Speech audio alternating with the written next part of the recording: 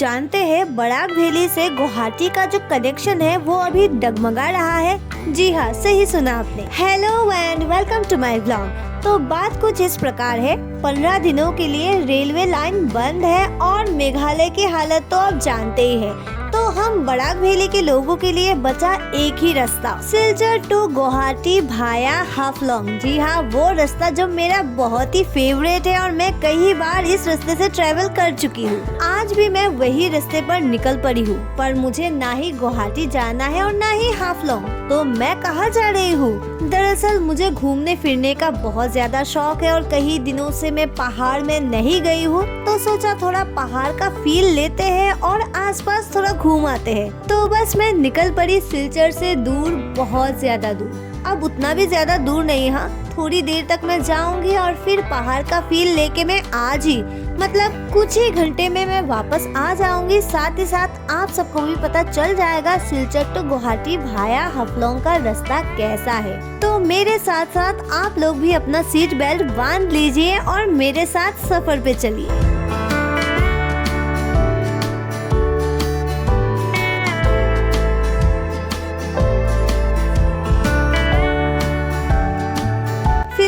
पहुंच चुकी हूँ महासड़क के क्लॉक टावर के सामने और यहाँ से गुवाहाटी है 432 किलोमीटर की दूरी पर। अब मन तो कर रहा है दूर, बहुत दूर जाने का, पर आज मैं नहीं जाऊंगी उतना दूर, मतलब जितना पॉसिबल होगा उतना ही जाऊंगी। और भाई साहब मैं क्या बोलूं, बोलने के लिए शब्द नहीं है मेरे पास। आज कुछ अलग, कुछ ज्यादा ही खास लग रहा है। आपको कैसा लगा मुझे कमेंट करके बताइए। और इसी के साथ साथ मैं बहुत ज्यादा एक्साइटेड भी हूँ, क्योंकि अगर यहाँ पर ऐसे नज़ारे हैं तो आगे क्या होगा आप सोच ही सकते हो। तो एक बड़ी सी स्माइल के साथ चलिए अब यहाँ से बढ़ते हैं आगे।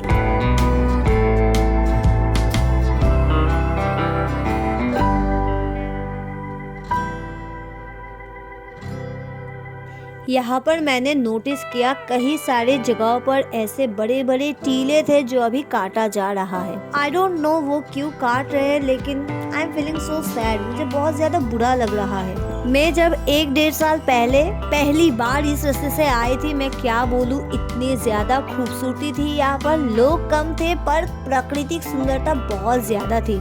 अब लोग काफी ज्यादा हो गए हैं, लेकिन धीरे धीरे आसपास उसका प्रभाव भी दिख रहा है। एनीवे, अब हम जिस जगह पर आए थे, मतलब जो देखने आए थे, उस पर फोकस करते हैं और आगे बढ़ते हैं। अब क्योंकि हमारा 2 मोड ऑफ कम्युनिकेशन बंद है, मतलब बहुत ही खराब कंडीशन पर है, फोकस इसी रास्ते पर है और इस रास्ते पे निरंतर काम चल रहा है। तो अगर आपको इस रास्ते की पूरी डिटेल्स, मतलब सिलचर टू गुवाहाटी भाया हाफलोंग रोड के बारे में जानना है, तो पिछले महीने ही मैं वहाँ से आई थी, जिसका वीडियो मैंने अपने चैनल पे अपलोड कर दिया है। You can check it. और अगर आपको वीडियो ना मिले तो आप मुझे कमेंट में लिख सकते हैं, तो मैं आपको लिंक भेज दूंगी।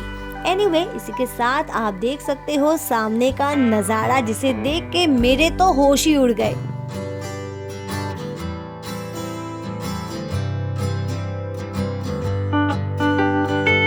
अब ऐसे नज़ारे देखने को मिले तो कोई इस रास्ते से क्यों ना जाए। इसी के साथ हम पहुंच चुके हैं बालाचौड़ा टोल गेट पर।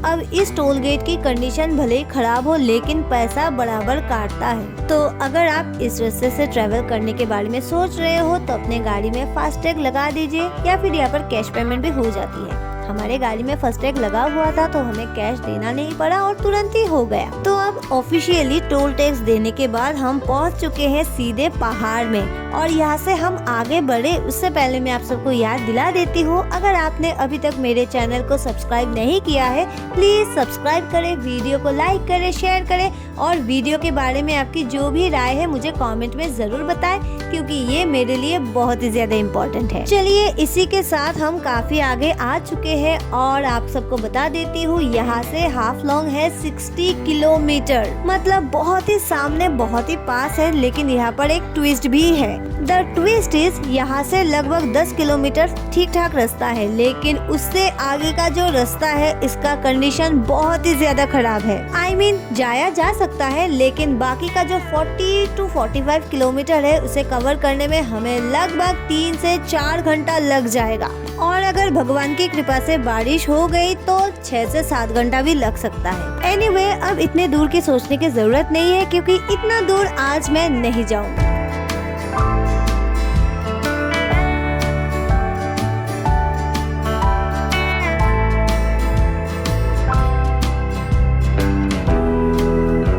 पहाड़ की काफी चढ़ाई करने के बाद देखिए यहाँ से नजारा।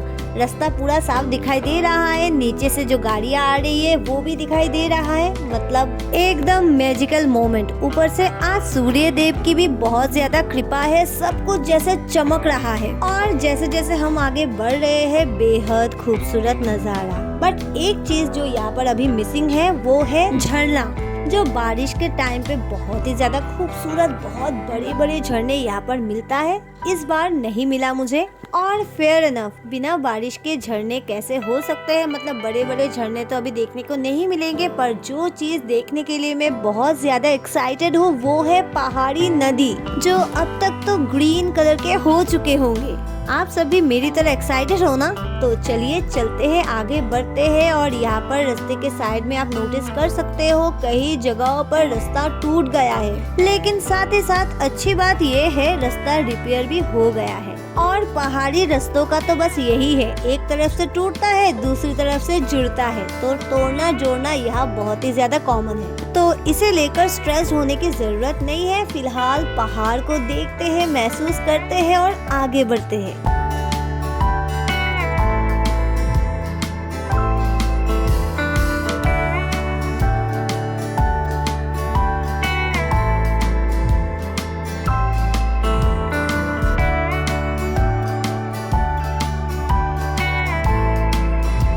यहाँ कहीं कहीं जगहों पर ऐसा लग रहा है जैसे लैंडस्लाइड हुए हो, लेकिन इस टाइम पे लैंडस्लाइड कैसे, आई डोंट नो। पर पहाड़ है, कुछ भी हो सकता है, जैसे कि आप यहाँ पर सामने देख ही सकते हो।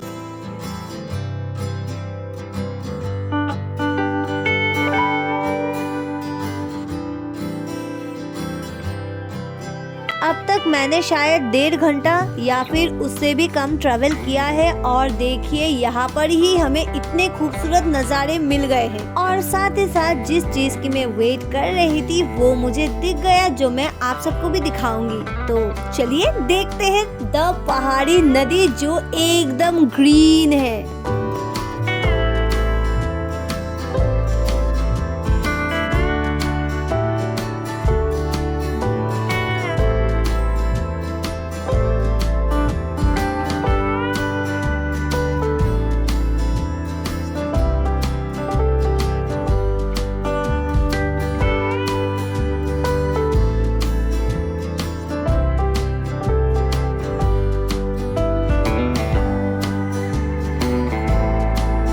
ग्रीन नदी देख के मैं तो बस पिघल गई, लेकिन यहाँ पर पिघलना नहीं जमना है, क्योंकि ठंड बहुत ज्यादा है। तो मैंने यहाँ पर वापस अपना हुडी पहन लिया है, पर अगर मुझे पहले पता होता तो मैं स्वेटर लेके आती, क्योंकि हुडी से मेरा काम नहीं चल रहा, मुझे बहुत ज्यादा ठंड लग रहा है। पर फिर मैंने सोचा ठंड और बेइज्जती जितना ज्यादा फील किया जाए उतनी ज्यादा लगती है, तो मैंने ये फील करना बंद कर दिया और ठंड को साइड में रख के मैं चली गई पहाड़ को एक्सप्लोर करने, पहाड़ के हर चीज का मजा लेने।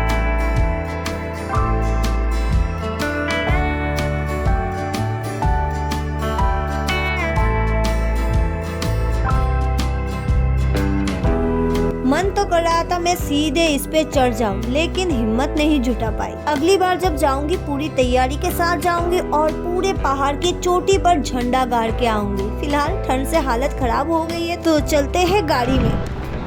अब यहाँ खड़े होके मेरे दिमाग में जो सवाल आ रहा है बिल्कुल वही, अगर मैंने यहाँ से मार दी छलांग तो मैं कहाँ तक पहुँच पाऊंगी। ना बाबा ना, गाड़ी में बैठ जाती हूँ, बहुत ज्यादा ठंड है यहाँ पर। अब यहाँ से तो मैंने नदी को देख लिया, मुझे बहुत अच्छा लगा और मैंने तय कर लिया मैं गाड़ी से फिर से नहीं उतरूंगी, क्योंकि बाहर काफी ज्यादा ठंड है। लेकिन यहाँ आने के बाद मेरे इरादे थोड़े बदल गए और मैं फिर से गाड़ी से उतर गई, क्योंकि यहाँ मुझे इतने खूबसूरत नज़ारे दिखे जो देख के मैं खुद को रोक ही नहीं पाई। आप खुद ही देख लीजिए, ठंड का मौसम, पहाड़ी नदी और पहाड़, बस यही है जन्नत। हरे कृष्णा।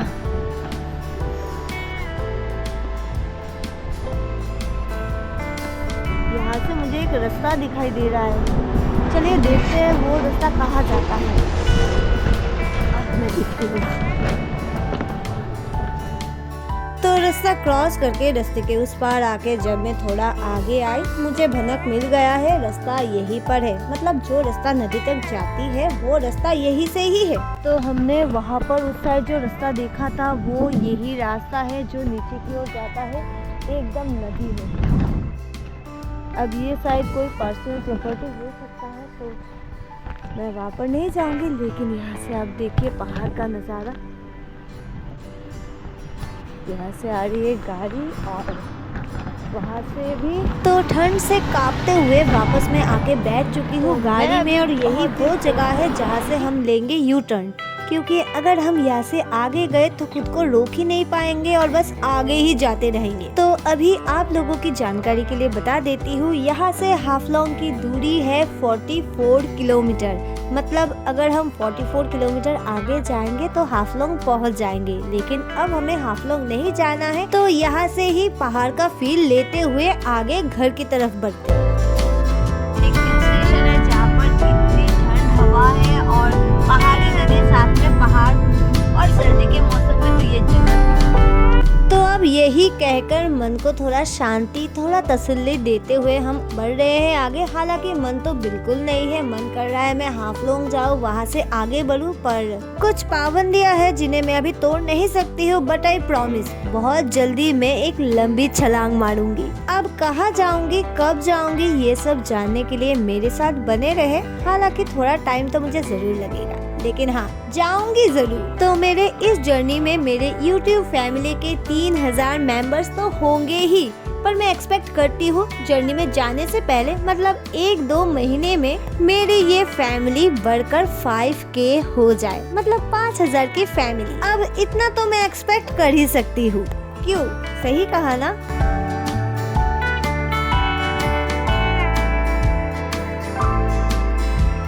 जिस रास्ते से मैं आई थी उसी रास्ते से मैं वापस जा रही हूँ, और यहाँ पर आप देख सकते हो पहाड़ की हालत थोड़ी मुझे खराब लग रही है। थोड़ा लैंडस्लाइड शायद हुआ है, अभी नहीं तो शायद कुछ दिन पहले, इसलिए ऐसी हालत हो गई है। एनीवे, बाकी का रास्ता एकदम चकाचक है। तो अगर आप जाने का प्लान कर रहे हैं तो जाइए और मजे लीजिए।